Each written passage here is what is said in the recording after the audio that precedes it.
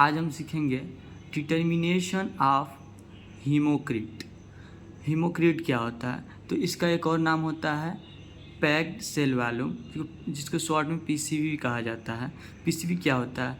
PCV is the amount of packed red blood cell following centrifugation expressed as a percentage of total blood volume. इसको किया किस लिए जाता है? इसको करने का मेन रीज़न होता है हम एनीमिया या पॉलीथेसीमिया का पता लगाते हैं।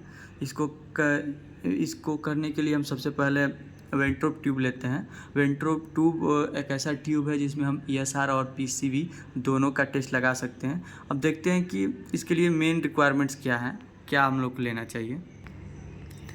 पीसीवी टेस्ट लगाने के लिए हम लोग को जो मटेरियल रिक्वायर्ड होता है, मतलब मस्ट होना चाहिए, हमारे पास क्या होना चाहिए। सबसे पहले हमें स्पेसिमेन होना चाहिए हमारे पास, सैंपल जो कि ब्लड सैंपल होता है, और इसका कलेक्शन हम ईडीटी ट्यूब में करते हैं।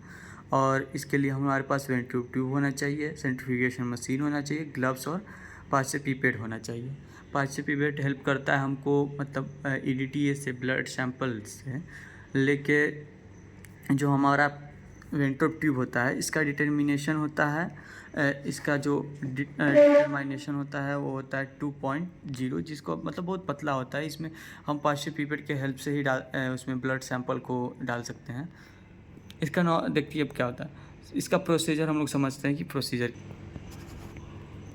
सबसे पहले तो हमको सबसे कलेक्ट द सैंपल कलेक्ट करना है। सैंपल कलेक्ट करने के बाद हम लोग को ईडीटी ट्यूब में रखना है। ईडीटी ट्यूब में रख लिए, उसके बाद 5 से पिपेट की सहायता से वेंट्रोप ट्यूब में 100 मार्किंग के, जहाँ पे 100 मार्किंग किया होता है वहाँ तक भरते हैं।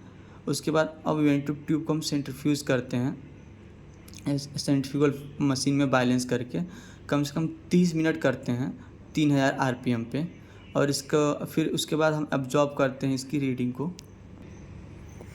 अब हम देख पाएंगे कि जो हमारा सैंपल था वो पूरी तरह सेंट्रीफ्यूज हो चुका है।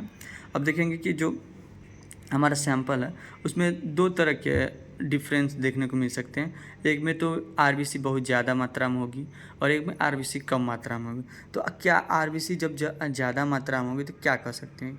जब हमारा आरबीसी ज़्यादा हो और प्लाज्मा कम हो तो हम ये कह सकते हैं कि जो भी पर्सन है उसको पॉलीथीसिमिया डिजीज़ है, या जब उसमें उसका आरबीसी कम हो और प्लाज्मा हाई हो तो हम ये कह सकते हैं कि उसको एनीमिया है।